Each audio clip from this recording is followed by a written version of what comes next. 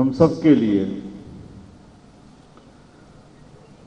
بڑی سعادت کی بات ہے کہ ہم اپنی تاریخ کے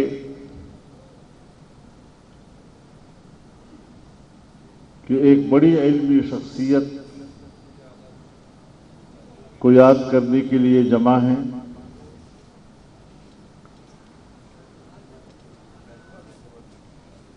اور حضرت مولانا شاکر صاحب نے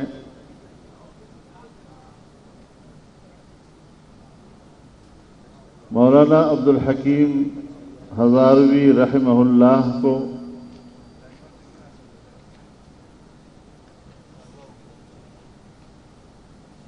کتاب کی صورت میں انہوں نے ان کی زندگی کا احاطہ کرتے ہوئے اس کو شائع کیا، اور یہ تقریب آج اسی کتاب کی رونمائی کی نسبت سے منعقد کی گئی ہے. میں حضرت مولانا کا شکر گزار ہوں کہ انہوں نے محنت کی اور اس طرح ہمارے اکابر کو آپ نے زندہ جاوید بنانے کی کوشش کی تاکہ آنے والی نسلیں اپنے اکابر کو پڑھ سکیں، ان کو سمجھ سکیں، ان کی زندگی کے نصب العین کو جان سکیں اور پھر ان کے نقش قدم پر چلنے کا استعداد پیدا کر سکیں. میرے محترم دوستو،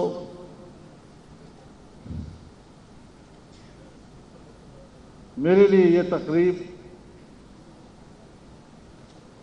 محض ایک تقریب نہیں ہے.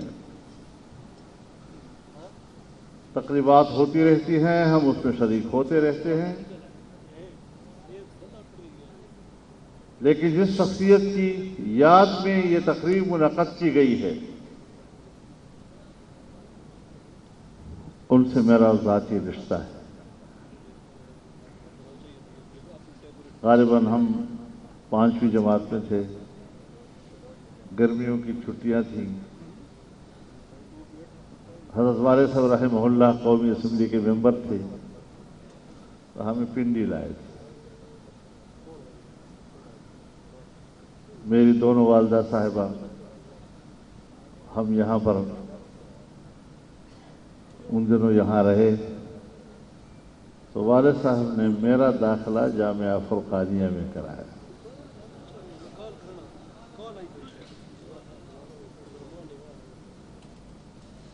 اور وہ چند مہینے میں نے اس مدرسے سے اکتساب فیض کیا ہے.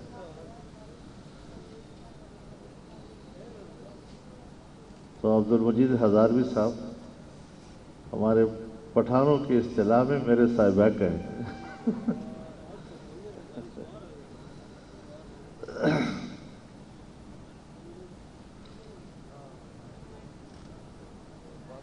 اس قسم کی تقریبات اور اس میں اپنے اکابر کے تذکرے ہمیں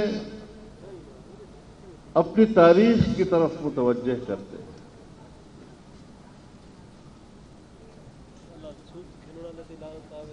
ہمیں اپنے اکابر کے نصب العین اور ان کے مشن کی طرف متوجہ کرتے ہیں. جب ہم اپنے نئے مستقبل اور آنے والے حالات میں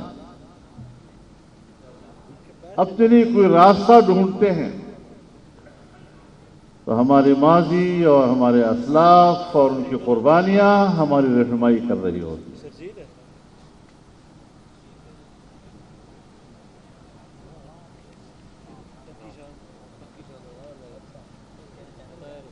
ہمارے اکابر و اسلاف کی تاریخ یہ ہے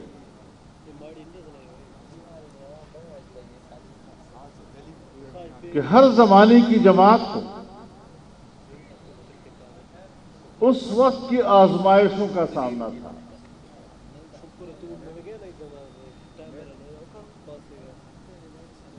اور ان آزمائشوں کا مقابلہ انہوں نے جس بے باکی کے ساتھ، جس حکمت کے ساتھ اور جس دور اندیشی کے ساتھ کیا، ہم جو یہاں بیٹھے ہوئے ہیں یہ وہی متاع ہے جو آپ کے اور ہمارے حصے میں آئی ہے، اور ہم بھی اپنے دور کی کچھ آزمائشوں سے گزر رہے ہیں۔ میں ایک زمانے سے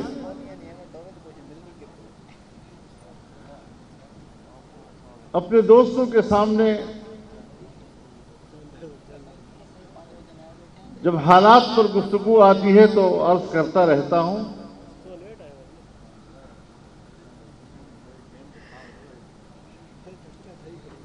کہ کبھی ہماری جدوجہد اپنے نظریے اور عقیدے کے غلبے کے لیے ہوا کرتی ہے، لیکن آج اس وقت ہم جس حالات سے گزر رہے ہیں یہ شاید اب غلبے کی نہیں بلکہ اپنے عقیدے، اپنے ایمان، اپنے نظریے، اپنے نسب العین اور اپنے اسلام کی بقا کے لیے۔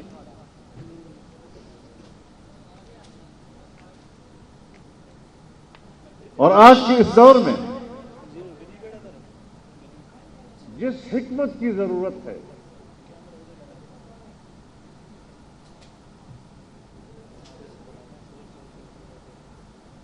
شاید ہم ابھی تک اس حکمت کا حق ادا نہیں کرتا،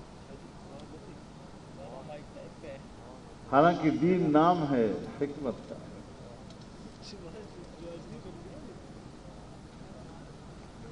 ہمارے اساتذہ ہمیں 2-3 الفاظ کے معانی سکھاتے ہیں۔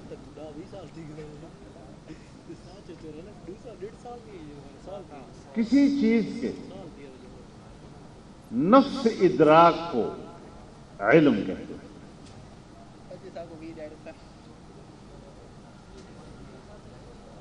لیکن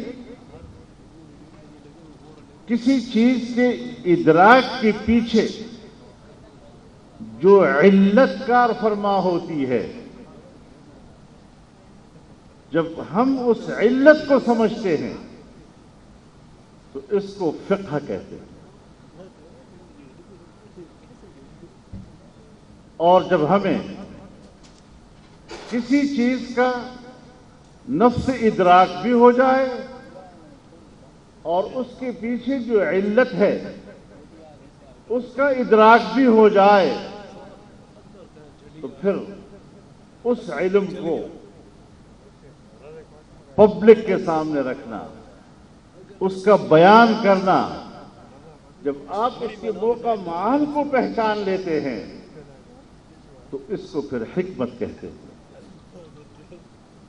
تو جب انسان کے اندر علم بھی ہو، انسان کے اندر فقہ بھی ہو اور انسان کے اندر حکمت بھی ہو، تو جس میں یہ 3 چیزیں جمع ہو جاتی ہیں پھر اس کو عالم ربانی کہتے ہیں۔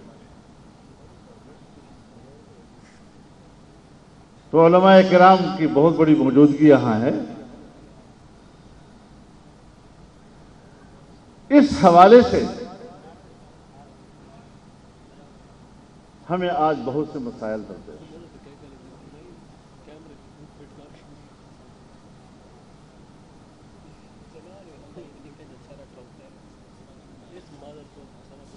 امریکہ اور مغربی دنیا اپنی تمام تر توانائیاں، اپنی پوری سیاست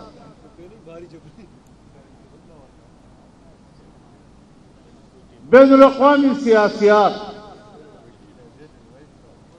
حتیٰ کہ بین الاقوامی معیشت اس نظریے پر استوار کر رہے ہیں کہ دنیا سے مذہب اسلام کا خاتمہ کیا جائے، اور دین اسلام کی بقا، اس کی تعلیم، اس کی تبلیغ، اس کی ترویج کے لیے جتنے ادارے دنیا میں موجود ہیں ان اداروں کا خاتمہ کر دیا جائے، ان جماعتوں کا خاتمہ کر دیا جائے۔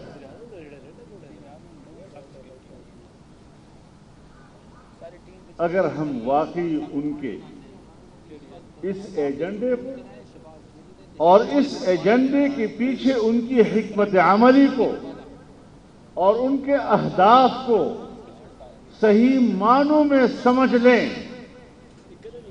تو پھر میں ایک بات آپ حضرات کے سامنے کہنا چاہوں گا کہ پھر بندوق اٹھا کر لڑنے والا اس کا دشمن نہیں، بلکہ حکمت و سیاست کے ساتھ اس کے دجل کا مقابلہ کرنا اور اس کے ایجنڈے کو ناکام بنانے والا مولوی اور سیاستدان اس کا دشمن ہے۔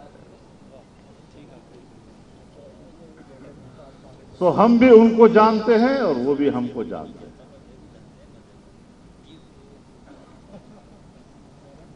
معاملہ بالکل واضح ہے، ہم آپس میں بیٹھے ہیں، ہماری سیاست میں مفادات کی سیاست بھی ہوتی ہے، ہمارے سیاستدان مفاد پرست بھی ہوتے ہیں، اقتدار پرست بھی ہوتے ہیں۔ ایسے عیب ہیں جو چھپانے سے چھپائے نہیں جاتے، لیکن کسی بین الاقوامی ایجنڈے کے تحت ان کا مشن لے کر اگر اقتدار تک کسی نے رسائی حاصل کی ہے یا اقتدار تک اس کو رسائی دینے کے لیے بین الاقوامی لابی اور اندر کی قوتیں استعمال ہوئی ہیں، تو یہی حکومت تھی کہ جس نے پاکستان کے خاتمے کو اپنا ایجنڈا بنایا۔ تو آج نشانے پر کیا ہے؟ نشانے پر آپ کا آئین ہے، جو آپ کے اس وطن عزیز کو اسلامی شناخت دیتا ہے۔ اس کے نشانے پر آپ کی وہ تہذیب ہے جس کو آپ اسلامی تہذیب اور مشرقی تہذیب کے لفظ سے تعبیر کرتے ہیں۔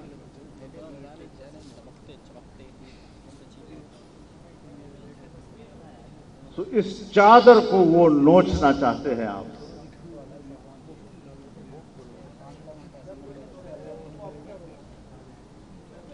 اور پھر آئین کے بارے میں اور اس کی جو اہمیت ہے اس کے بارے میں آپ خود جانتے ہیں کہ آئین میثاق ملی ہے۔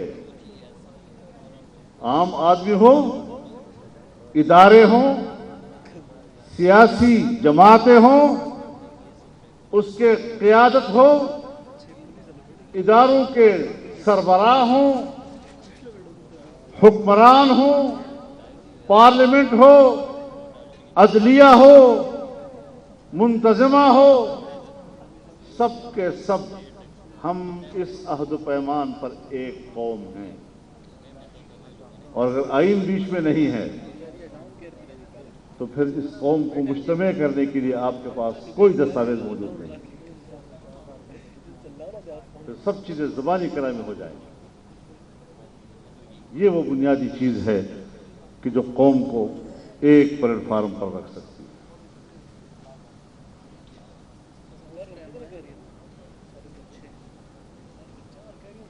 ہم نے اس چیز کا ادراک کیا اور ادراک کے بعد ہم نے ایک موقف لیا۔ مجھے یاد ہے 2017 میں غالباً جولائی کے مہینے میں میں نے پشاور کے ایک تقریب میں یہ بات کہی تھی کہ ذرا دنیا کے ایجنڈے کو سمجھو.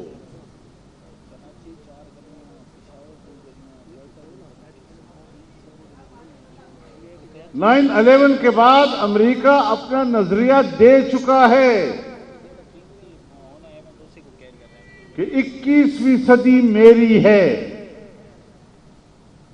اور اس میں اب نئی جغرافیائی تقسیم میرے مفادات کے تابع ہوگی. اور امریکہ کی خارجہ پالیسی کی بنیادیں دو چیزیں ہیں. ایک انسانی حقوق اور اس کے لیے اس کا نظریہ یہ ہے کہ اس کے لیے کوئی سرحدات نہیں ہے اور دنیا میں کہیں پر بھی انسانی حق کا مسئلہ پیدا ہوگا ہم وہاں پر فوجی اتارنے کا بھی حق رکھیں گے. انسانی حقوق کے بارے میں اس کی تعریف، اس کی تشریح اس کی اپنی مرضی کی. اور دوسرا ہے امریکی مفادات. تو امریکی مفادات کے لیے جتنی چھوٹی چھوٹی ریاستیں ہوں گی اس ریاست کے وسائل تک رسائی اور اس پر قبضہ کرنا امریکی مفاد میں اس کے لیے آسان ہوگا. تو میں نے کہا اس نظریے سے اگر ہم واقف ہیں تو اس کی ترتیب کیا ہوگی؟ اس کی ترتیب یہ ہوگی کہ ریاست میں پہلے سیاسی عدم استحکام پیدا کرو اور جب سیاسی عدم استحکام پیدا ہو جائے تو پھر معاشی عدم استحکام پیدا کرو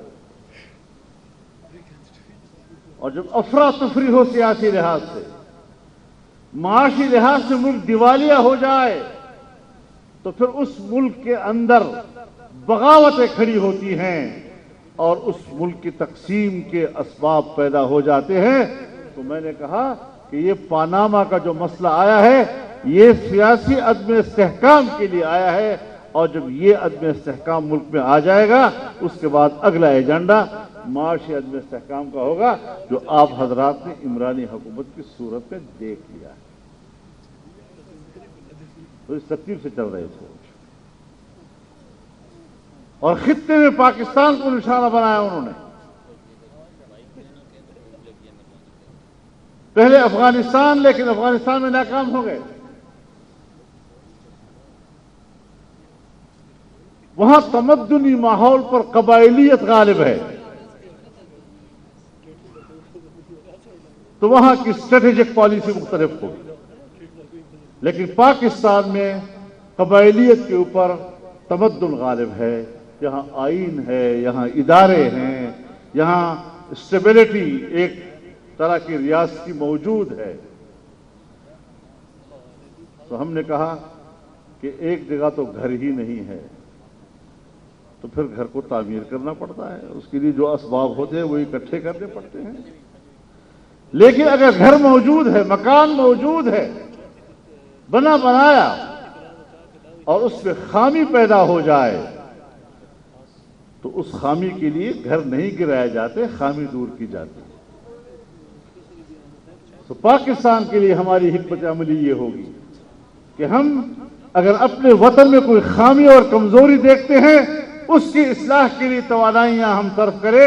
ایسے پالیسیاں نہیں بنائیں گے کہ جس سے میرے ملک کی بنی بنائی عمارت ہی گر جائے.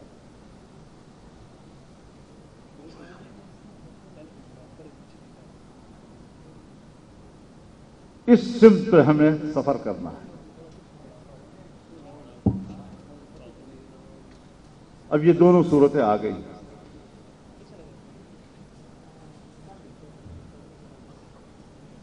سو جو ہمارے ہاں سیاست میں مفاد پرستی ہوتی ہے وہ لوکل چیز ہے،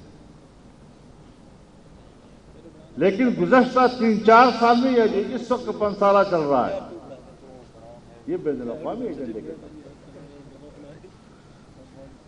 جس میں ہمارے اداروں کی بھی گردن مروڑی گئی، سیاستدانوں کی بھی ہاتھ مروڑے گئے اور کہاں اس کا چلنا ہے. ہماری صحافت، ہماری سیاست، ہماری معیشت، سب کچھ ایک لائن پہ ڈال دی گئی۔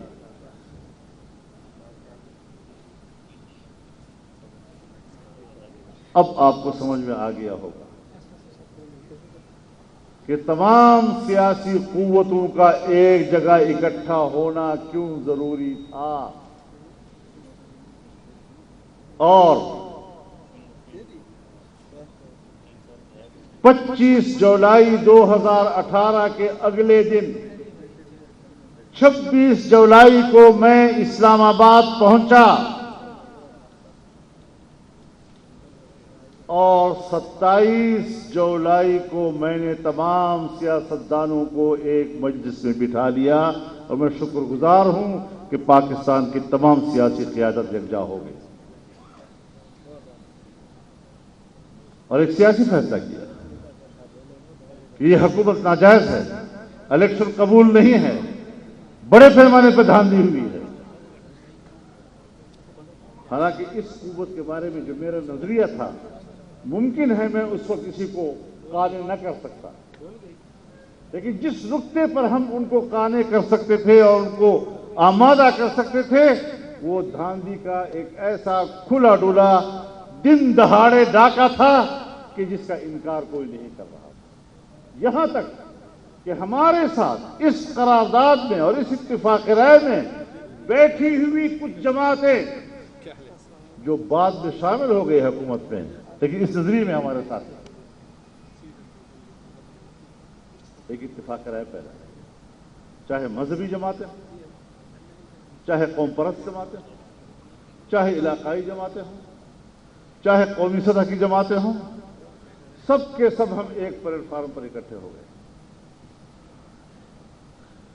تاکہ ملک کو بغاوتوں سے بچایا جا سکے، جہاں تک ہو سکے بکھرنے کے تمام اسباب کے راستے روک دیے جائیں۔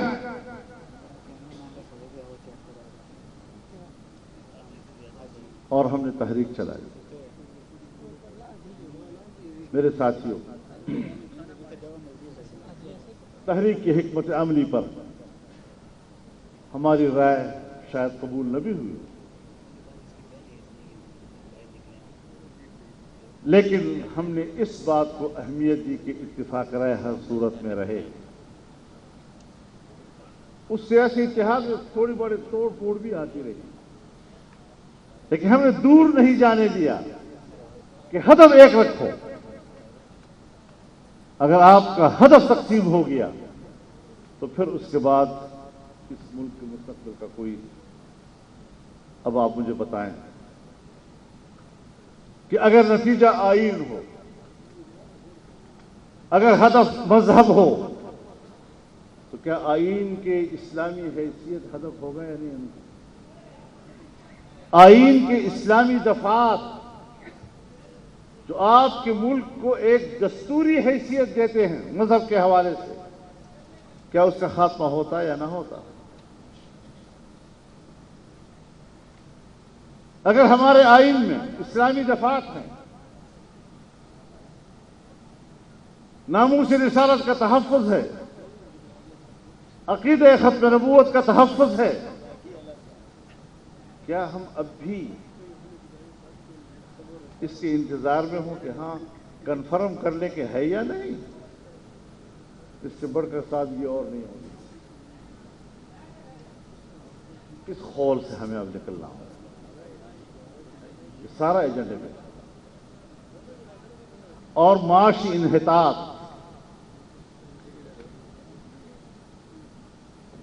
یہ منصوبے کے تحت تھا۔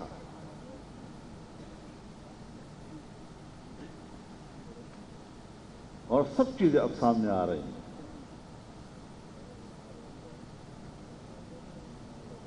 200 سال پہلے یا 250 سال پہلے کا جو زمانہ ہے، بین الاقوامی معیشت ایشیا کے ہاتھ میں تھی۔ اس دوران نوآبادیاتی نظام آیا، کہیں پر انگریز نے،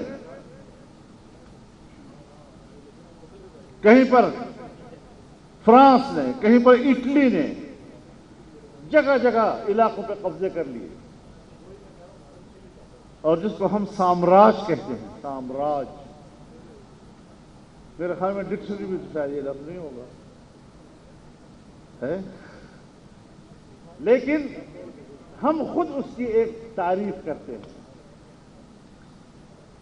کہ کسی ریاست کی معیشت پر قبضہ کر کے اس کو سیڑھی بنا کر اس کی اقتدار پر قبضہ کرنا، اسے سامراجیت کہتے ہیں۔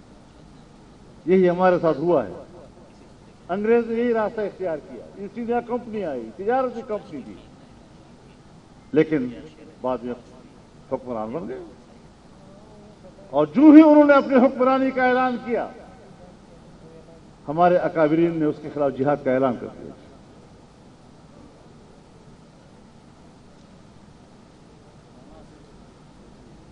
اب ایک نئی دنیا وجود میں آ گئی۔ 9/11 کے بعد وہ جو ایک یک محوریت تھی کہ روس ختم ہو گیا، اب دنیا یک محور ہو گئی، اور دنیا کی معیشت ایک ہی قوت کے ہاتھ میں ہوگی، سیاست ایک ہی قوت کے ہاتھ میں ہوگی، وہی ہماری جغرافیائی تقسیم کا فیصلہ کرے گا، ہمارے نئے مستقبل کا فیصلہ کرے گا۔ تھوڑی ہی عرصے میں بہت محنتیں ہوئی اور دوبارہ اس کو کثیر المحوریت کی طرف لے جانا پڑا۔ چنانچہ روس کے خاتمے پر جو سرد جنگ ختم ہو گئی تھی، آج چین کی قیادت میں ایشیا نے دوبارہ اپنی سرد جنگ کا آغاز کر دیا ہے۔ پاکستان کے راستے سے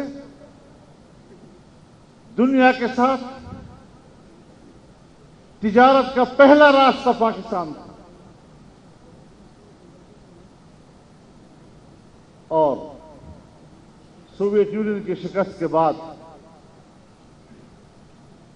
اس فارمولے پہ کام ہونے لگ گیا۔ پاکستان پر اعتماد یہ چین کا اتنا قریبی دوست ہے کہ دنیا کے ساتھ میری تجارت کی شاہراہ بننے کے بعد کم از کم پاکستان مجھے نقصان نہیں پہنچائے گا۔ جاپان کے سمندروں میں ان کو خطرہ تھا، ابنائے ملاکا کے راستے سے تجارت کرنے میں ان کو انڈیا کا خطرہ تھا، لیکن پاکستان کو محفوظ راستہ سمجھتا تھا۔ اس پر کمٹمنٹ تھی ہم سب کی، لیکن ایسی قیادت کو پاکستان پر مسلط کیا گیا کہ جس کا ہدف چین کی تجارتی راستے کو روکنا۔ سپیک ایک سڑک کا نام نہیں ہے، ایک شاہراہ کا نام نہیں ہے، ایک پیکج کا نام ہے، جس میں آپ کی معیشت، آپ کی توانائی، آپ کی انرجی پاور کو بڑھانا اور بین الاقوامی تجارت سے پاکستان کو وابستہ کرنا، اس عظیم منصوبے کو ناکام بنانا، یہ پاکستان کو معاشی لحاظ سے کمزور کرنا تھا۔ کتنے بڑے بڑے منصوبے جو اب تک پتہ نہیں کہاں پہنچ چکے ہوتے۔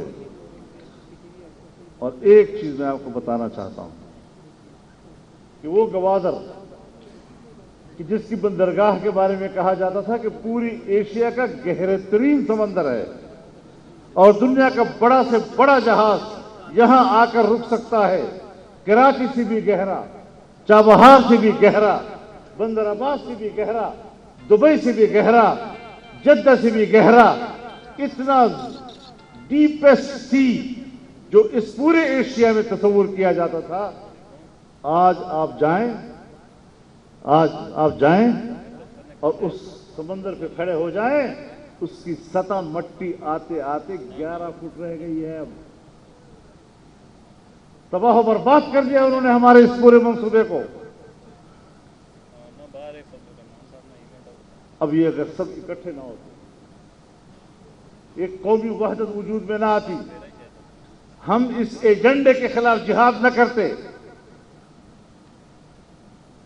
اور آج آپ ملک کو دعائے خیر کہہ رہے ہوتے۔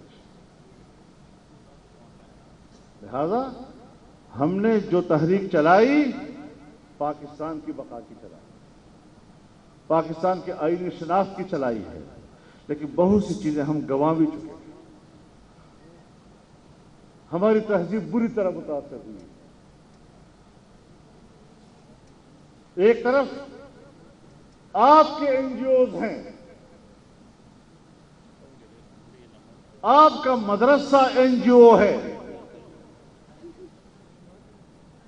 جو بچوں کی تعلیم اور ان کی کفالت کرتا ہے. خیراتی ادارے ہیں آپ کے. ایک طالب علم کو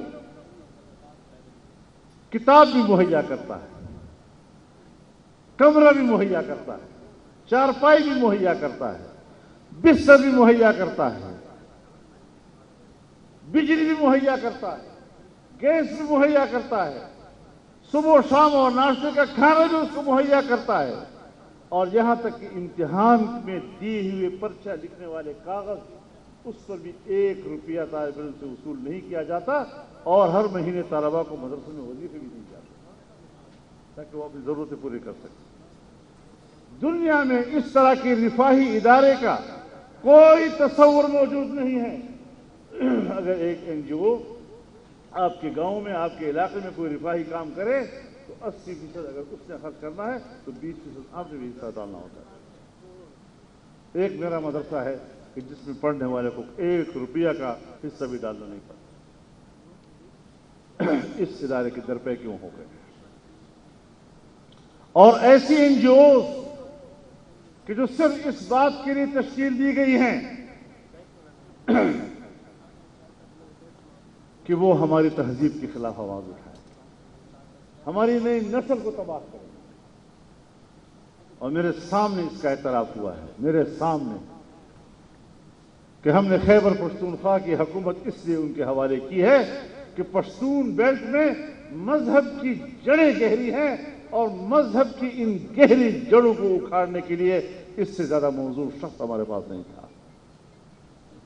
میرے سامنے کا اعتراف. ان چیزوں سے خدا کے لیے آگاہی حاصل کریں. آج ہم نے کچھ جزوی کامیابی حاصل کی. جس دلدل میں قوم اتر گئی تھی، اور خاص طور پر معاشی حوالے سے، اب اس دلدل سے نکالنا میرے خیال میں نکالنے میں زیادہ وقت لگتا ہے، لیکن عام آدمی تو بھوکا ہے. بھوک والا تو یہ بات سننے کو تیار نہیں ہے جی کہ صبح تک انتظام کرو. تو عام آدمی کا رونا دھونا اور شکایت کہ جی پہلے بھی یہ حالت تھی، اوذینا من قبل ان تأتینا ومن بعد ما جئتنا. تو یہ شکایت جو ہے یہ تو اپنی جگہ پر ہے، لیکن ہم نے ان حالات سے نکلنا ہے، اس دلدل سے ہم نے نکلنا ہے. اور ابھی بہت سی چیزیں داؤ پہ لگی ہوئی ہیں حضرت. ابھی بھی آپ کا آئین داؤ پہ لگا ہوا ہے. ابھی بھی IMF کا دباؤ اور پریشر آپ کے اوپر اسی طرح چل رہا ہے. اور فارن فنڈنگ کیس کیوں لمبا ہوتا جا رہا ہے کہ جس کے نتیجے میں وہ نااہل، اس کی پارٹی نااہل ہو سکتی ہے. کوئی پریشر تو ہے نا بین الاقوامی کہ جس کے تحت اس کیس کو لمبا کیا جا رہا ہے اور فیصلہ نہیں دے پا رہے ہم لوگ. اور آپ کا ایٹمی پروگرام داؤں پہ ہے. اب اس چیز کو بھی ہمارے تمام سیاستدانوں نے سوچنا ہے، ہمارے قوم کے ہر فرد نے سوچنا ہے، ہمارے تمام اداروں نے سوچنا ہے. یقیناً ہمیں ایک اسٹیبلشمنٹ سے شکایت تھی، لیکن جب اس نے اپنے غلطیوں کا ازالہ کرنے کا فیصلہ کیا تو آج کل ہماری شکایتیں تھیں. میں نے 1 مہینہ پہلے یہاں پشاور کے بڑے جلسے عام میں یہ بات کہی. مجھے سمجھ میں نہیں آ رہا کہ پاکستان کا اشرافیہ، ایلیٹ کلاس، اس کا ریٹائرڈ جنرل، ریٹائرڈ جج، ریٹائرڈ